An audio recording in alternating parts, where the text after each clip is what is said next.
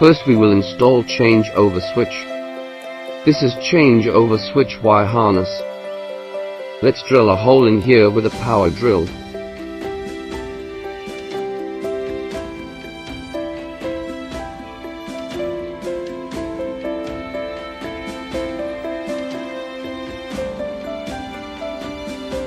Pass the changeover switch harness through the hole and connect with the changeover switch.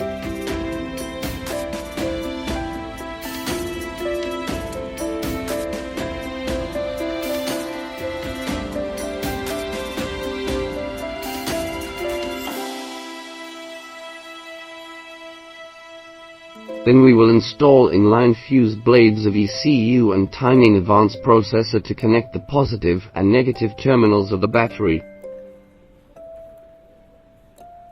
These are ECU's inline fuse blade and timing advance processor's inline fuse blade.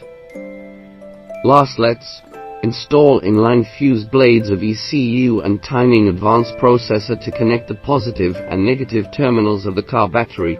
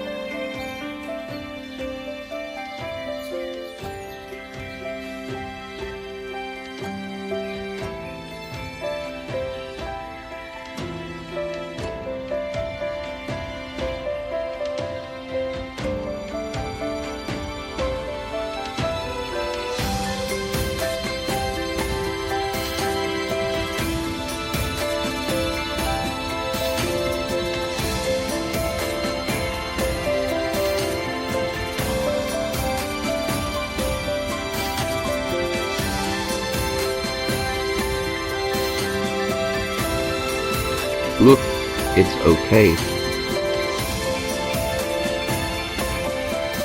For more information, please contact us.